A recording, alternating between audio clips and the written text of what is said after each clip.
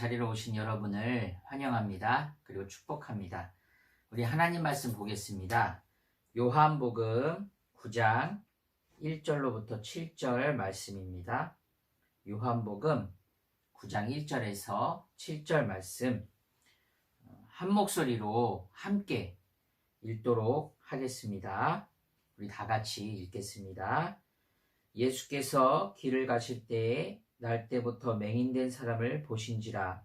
제자들이 물어 이르되 랍비여, 이 사람이 맹인으로 난 것이 누구의 죄로 인함이니이까? 자기니이까 그의 부모니이까? 예수께서 대답하시되 이 사람이나 그 부모의 죄로 인한 것이 아니라 그에게서 하나님이 하시는 일을 나타내고자 하심이라. 때가 아직 낮음에 나를 보내신 이의 일을 우리가 하여야 하리라. 밤이 오리니 그때는 아무도 일할 수 없느니라. 내가 세상에 있는 동안에는 세상의 빛이로라. 이 말씀을 하시고 땅에 침을 뱉어 진흙을 이겨 그의 눈에 바르시고 이르시되 실로암 못에 가서 씻으라 하시니, 실로암은 번역하면 보냄을 받았다는 뜻이라. 이에 가서 씻고 밝은 눈으로 왔더라. 아멘. 기도하겠습니다. 하나님 감사합니다. 오늘도 거룩하고 복된 주일, 우리가 주님의 말씀 앞에서 예배하게 하신 은혜를 감사드립니다. 우리가 어디에 있든지 어디를 가든지 항상 주님을 찬양하며 예배할 수 있는 은혜를 허락하여 주옵소서. 오늘도 말씀 앞에 겸손히 듣기를 원합니다. 그리고 이 말씀이 우리 삶 가운데 은혜로 차고 넘쳐나기를 원합니다. 주님 말씀하여 주시고 늘 우리의 삶을 통해서 하나님이 하시는 일을 나타내시고 하나님의 영광이 될 수 있도록 은혜를 허락하여 주옵소서. 예수님의 이름으로 기도합니다. 아멘. 할렐루야. 우리 옆분과 인사합니다. 샬롬. 반갑습니다. 또 예배의 자리로 오신 여러분을 환영하고 그리고 축복합니다. 오늘 요한복음 9장 1절에서 7절 말씀, 보냄을 받은 자라는 제목으로 말씀 증거하도록 하겠습니다. 여러분들 잘 아시는 것처럼 이스라엘 백성들 하나님께서 출애굽을 시키셨지요. 그래서 그 출애굽 뒤에 험난한 광야의 여정 속에서 하나님께서는 자기 백성들을 인도하시고 돌보셨습니다. 그래서 출애굽 여정 속에 광야의 모든 생활 속에서 수많은 기적들이 있었지만 특별히 낮에는 뜨거운 태양으로부터 구름 기둥으로 쾌적하게 만들어 주셨습니다. 그리고 밤에는 광야의 추위로부터 불기둥으로 따뜻하게 보호하셨지요. 그리고 시내산에서 그의 영광 가운데서 율법을 계시해 주셨습니다. 유대인들은 이것을 기념해서 초막절을 지킵니다. 그리고 초막절 행사 마지막 날 밤에는 여인들이 뜰에서 횃불을 밝히는 행사가 있었습니다. 그러면서 종말에 시내산에서 주신 바로 율법 계시가 시온에서 이루어지고 그 계시가 온 세상을 비추어서 암흑과 혼돈의 세계에 하나님을 아는 지식이 가득 차게 될 것을 기원하는 행사였습니다. 오늘 이것을 배경으로 해서 요한복음 이 앞장의 8장 12절에 보시면, 즉 예수님의 선언, 나는 세상의 빛이다 라고 말씀하십니다. 바로 이 선언은 예수님이 하나님을 온전히 계시하셔서 온 세상으로 하여금 하나님을 알게 하는 분이심을 말씀하신 것이죠. 이런 초막절의 배경에서 바로 자신을 세상의 빛으로, 바로 우리에게 하나님을 알려주시고 생명을 얻게 하는 분이라는 사실을 알려주신 것이 오늘 본문의 사건입니다. 그래서 신학자들은 오늘 요한복음 9장 본문을 요한복음 8장 12절의 주석이다라고 말합니다. 오늘 본문에 보시면 예수님과 제자들이 길을 가고 있었습니다. 그리고 그때 예수께서 날 때부터 앞을 보지 못하는 맹인된 사람을 보셨습니다. 여기서 보신지라의 원어적인 표현은 예수님이 보신 행위를 강조하는 표현인데 바로 성경에서 하나님의 지각활동, 즉 구속 행위의 발단의 기능을 말합니다. 기억하시겠지만 베데스다의 병자 그 치유 사건에서도 5장 6절에 보시면 예수께서 그 누운 것을 보시고 병이 벌써 오랜 줄 아시고 이르시되라고 말씀하고 있는 것이죠. 그래서 예수께서는 우리의 삶뿐만 아니라 모든 또 저와 하나님의 백성의 삶을 돌보시고 돌아보시고 예수님께서 보신다라는 사실을 다시 한번 기억했으면 좋겠습니다. 이때 제자들이 맹인된 사람을 보고 예수님께 질문을 하죠. 2절 말씀 한번 볼까요? 2절 보시면 제자들이 물어 이르되 랍비여 이 사람이 맹인으로 난 것이 누구의 죄로 인함이니까 자기니까 그의 부모니까. 지금 제자들은 이 맹인이 된 이 장애의 원인을 어디에서 찾고 있었습니까? 바로 누구의 죄로 인함이니까 라고 질문을 했습니다. 바로 죄와 연결시켜서 질문을 한 것이죠. 즉 장애의 원인을 죄의 문제로 연결시키고 있는 것입니다. 그 당시 유대인들은 병이나 고난의 원인을 인간론적으로 죄의 결과라고 생각했습니다. 그 대표적으로 성경에 욥의 세 친구들이 등장하죠. 이 세 친구들은 욥의 고난에 대해서 네가 뭔가 하나님 앞에서 범죄했기 때문에 고난을 받는 거야 라는 인간론적인 결론을 낸 대표적인 인물들입니다. 우리도 이것과 전혀 무관하지는 않습니다. 뭔가 나에게 질병이나 고난이나 또 우리 가정 가운데 어떤 어려움이 찾아오면 이것이 죄와 관련이 있다고 생각하기도 합니다.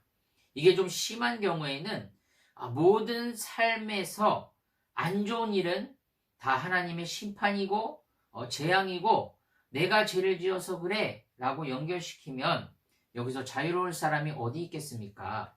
근데 서글픈 현실은 이런 인간론적인 사상이 기독교 안에서도 존재하고 있다는 사실입니다. 기독교를 유독교라고 하는 이유가 여기 있습니다. 그리고 무당들이 하는 비슷한 행위들을 가지고 기독교 내에서도 지도자라는 사람들이 행하고 있다는 것이죠. 어떤 신자가 어려움을 처했을 때 아니면 그 신자의 가정이 고통을 받고 있을 때 이것을 이용해서 무조건 인간론적으로 생각해서 하나님 앞에 범죄했기 때문에 네가 고난을 받고 있는 것이다 라고 딱 결정을 내립니다. 그리고 그 지도자는 해결책을 제시하는 것이죠. 그 해결책은 무엇입니까? 금식을 해라. 또 네가 하나님 앞에서 회개를 해라.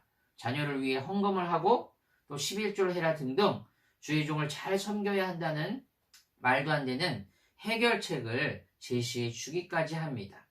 물론 죄로 인한 고통의 문제가 무관한 것은 아닙니다. 성경에서도 죄 용서와 병 고침의 사건을 동일하게 표현하기도 하고 인간론적으로 말씀하는 부분도 분명히 있습니다. 그리고 좀 더 생각해보면 이 땅에 임한 모든 고통은 본질적으로 인간의 타락으로 인해 주어진 것이기도 하지요. 그러나 오늘 이 본문에서 예수님께서는 이 맹인이 처한 어려움에 대해서 다른 견해를 제시하고 계십니다. 우리 3절 말씀 한번 볼까요? 3절 다 같이 있습니다. 예수께서 대답하시되 이 사람이나 그 부모의 죄로 인한 것이 아니라 그에게서 하나님이 하시는 일을 나타내고자 하심이라. 즉 본인의 죄 때문도 아니며 부모의 죄로 인한 것도 아니다 라고 예수님이 분명히 말씀하시죠. 바로 그가 소경인 것은 그가 맹인인 것은 하나님이 하시는 일을 나타내기 위함이다 라고 말씀합니다. 그럼 우리가 이런 질문들을 던질 수 있지 않겠습니까? 아니 그럼 하나님께서 자신의 영광을 받으시기 위해서 자신의 영광을 나타내시기 위해서 이 사람을 날 때부터 앞을 보지 못하는 비참한 존재로 만드셨는가? 하나님 좀 너무하신 것 아닙니까? 라고 생각할 수 있겠죠. 물론 이뿐만 아니라 우리가 사는 지금 현 세상에서도 우리의 생각으로는, 인간적으로는 판단하기 어려운 삶에 많은 문제들이 있습니다. 지금 우리가 겪고 있는 전염병도 마찬가지 아닙니까? 혹자는 하나님의 심판이다, 재앙이다 등등 해서 지금 인간이 받는 고통의 문제의 그 원인이 무엇인가 답을 제시하려고 합니다. 인간이 받는 고통과 고난에 대해 판단을 하고 1대1로 이건 이렇다라고 상응하는 것은 기독교인으로서 조심해야 하는 것이죠. 이 3절을 원어적 표현으로 보면 조금 더 우리가 잘 이해할 수가 있습니다. 3절을 다시 보시면 이 사람이나 그 부모의 죄로 인한 것이 아니라 그에게서 하나님이 하시는 일을 나타내고자 하심이라. 모모이나 모못이 아니라 그에게서 하나님이 하시는 일을 나타내고자 하심이라. 헬라어로는 우테 A, 우테 B, 알라 C라는 표현의 형식입니다. 즉 A와 B는 C와의 관계에서 부정되는 것이죠. 이게 상대적 부정이지 절대적 부정은 아닙니다. 위에서 말씀드린 바로 구약 성경 안에서 인간론적 원칙 자체를 부정하는 것이 아니라 이제 새 시대에 바로 하나님께서 새로운 목적으로 일하실 것이다 라는 것에 목적이 있는 것입니다. 결국 제자들은 맹인의 실명의 원인을 예수님께 질문했지만 예수님은 제자들에게 바로 실명의 목적으로 대답을 하신 것입니다. 즉 예수님의 질문의 방향 자체를 틀어서 대답하신 것이죠. 즉 이 3절은 다시 4절과 연결해서 그 뜻을 이해해야 합니다. 자, 3절과 4절을 연결해서 제가 다시 읽어드리면 이 사람이나 그 부모가 죄를 지은 것이 아니다. 예수께서 말씀하셨다. 그러나 그의 삶 속에서 하나님의 일이 나타나도록 하기 위하여 우리는 아직 낮은 동안에 나를 보내신 분의 일을 해야만 한다. 하나님이 하시는 일, 즉 하나님이 자신의 영광을 위해서 그 사람을 맹인으로 만드신 게 아니라는 것이죠. 이것은 분명합니다. 하나님께서는 자신의 영광을 보이시기 위해서 예수를 보내셔서 치료의 일을 하게 하셨다라는 것이죠. 하나님의 일이 이 사람, 이 맹인된 자의 삶 속에서 나타나도록 하시기 위해서 예수께서 일하셔야만 한다는 사실을 말씀하고 있는 것입니다. 여러분, 이제 우리는 요한복음 안에서 중요한 예수님에 관한 묘사와 연결해서 생각해 볼 수 있습니다. 요한복음에서 20번 이상 예수님을 보냄을 받은 자로 묘사합니다. 우리 7절 말씀 한번 볼까요? 7절 말씀. 이르시되 실로암 못에 가서 씻으라 하시니 실로암은 번역하면 보냄을 받았다는 뜻이라. 바로 보냄을 받았다라는 것은 수동태죠. 그럼 보내신 분은 누굽니까? 하나님이십니다. 그러니까 하나님으로부터 보냄을 받고 때가 되면 하나님께로 돌아가야 할 존재가 예수님이라는 사실입니다. 예수님은 당신을 세상의 빛이라고 선언하신 다음에 땅에 침을 뱉어서 진흙을 이겨 맹인의 눈에 바르시고 실로암 못에 가서 씻으라 라고 말씀합니다. 우리가 7절 말씀 읽은 것처럼 실로암의 뜻이 뭐라 그랬습니까? 보냄을 받았다입니다.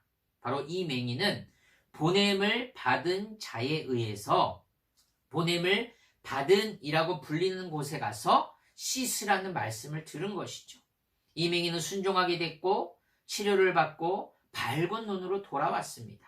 즉 못이 아니라 예수님께서 치료의 근원이 되어 주신 것입니다. 근데 왜 예수님께서 침을 뱉어서 흙을 이겨 그 사람의 눈에 바르셨을까요? 이 앞전에도 예수님의 기적과 표적들을 보아서 아시겠지만 예수님은 모든 것을 말씀으로도 충분히 행하시고 이루실 수 있는 분입니다.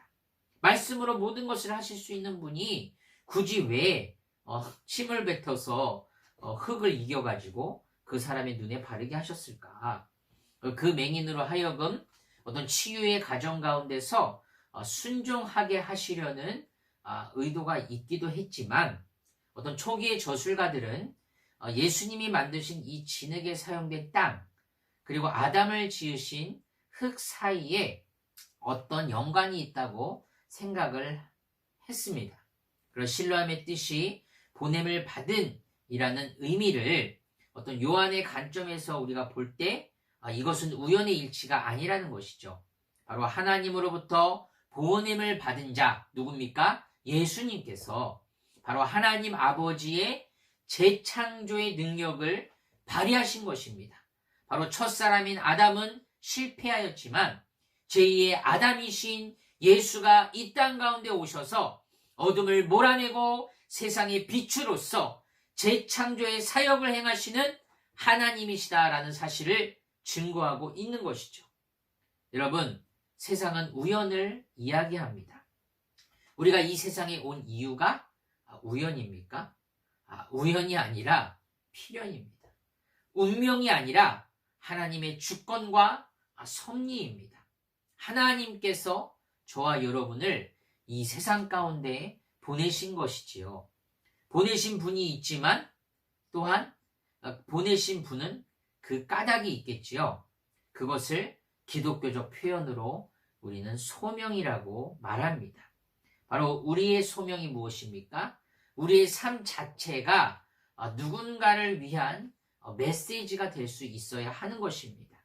바로 보냄을 받았다. 보냄을 받은 자로서의 내가 그런 생각과 소명을 가지고 살아가는 것과 그렇지 않은 자의 삶은 큰 차이가 날 수밖에 없습니다.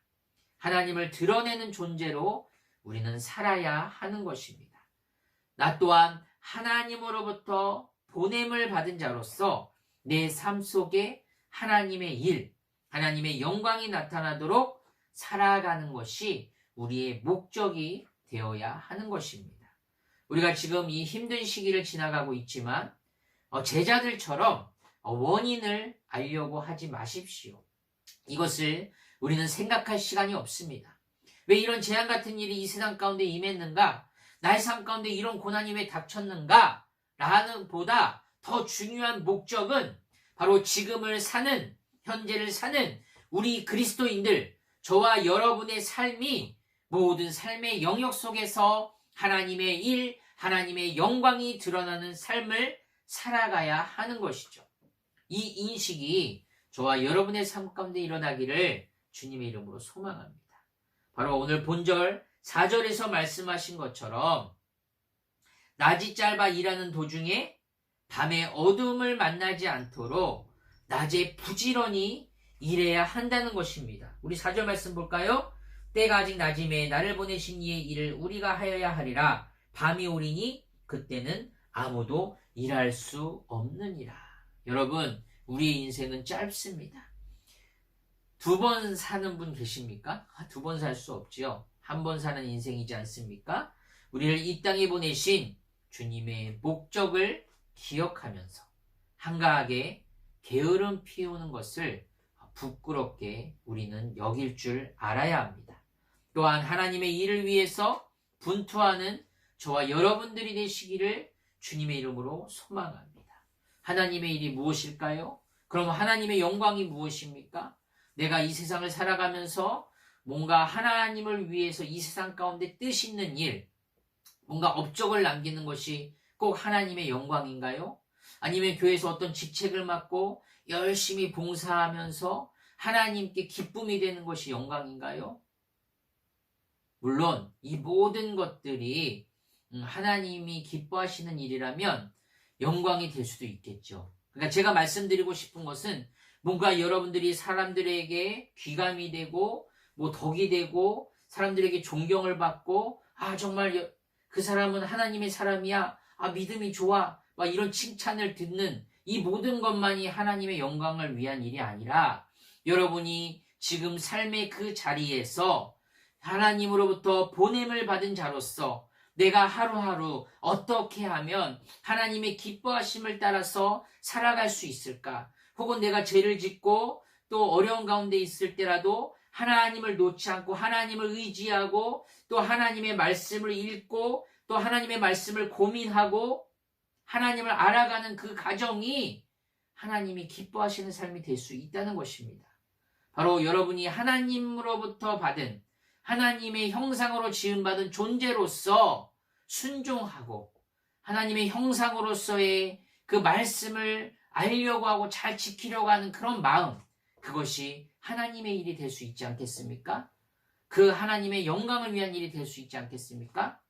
여러분들 이것을 꼭 기억하면서 여러분의 지금 삶의 자리에서 우리는 얼마든지 하나님의 일, 하나님의 영광을 위한 삶을 살아갈 수 있다는 사실을 꼭 기억할 수 있기를 주님의 이름으로 소망합니다. 우리가 또 이렇게 예배드리지 않습니까? 이 예배드리는 시간 또한 하나님이 영광 받으시는 시간이라는 사실을 기억하십시오. 그래서 예배 시간에도 마음을 다하고 뜻을 다해서 성령과 진리 안에서 여러분들이 예배할 수 있기를 주님의 이름으로 소망합니다. 여러분의 마음을 하나님께 온전히 진실되게 드림으로써 예배할 수 있기를 주님의 이름으로 소망합니다. 이 모든 것이 하나님의 일이요, 하나님의 영광이요, 그리고 여러분이 하나님께 보냄을 받은 자로서의 삶이 되어야 한다는 것입니다. 그리고 그렇게 살게 하시려고 예수님께서 이 땅 가운데 빛으로 오셔서 우리를 재창조의 역사로 바로 자녀로 삼아 주셨다는 사실입니다. 기도하겠습니다. 하나님 감사합니다. 우리는 하나님으로부터 보냄을 받았습니다. 그리고 보냄을 받았다는 것은 우리에게 할 일이 있다는 것이며 그것은 하나님의 일이요 하나님의 영광인 것을 기억합니다. 날마다 하나님의 말씀 가운데 순종하며 날마다 하나님의 말씀 안에서 기쁨을 누리며 살아갈 수 있는 은혜를 허락하여 주옵소서. 주님, 우리의 삶을 주님께서 늘 기억하여 주시고 우리의 삶 하루하루의 삶 가운데 하나님의 기쁨 되게 하시고 하나님께 감사와 하나님께서 나를 향한 계획이 있다는 사실을 늘 기억하며 힘을 낼 수 있도록 은혜를 허락하여 주옵소서. 예수님의 이름으로 기도합니다. 아멘.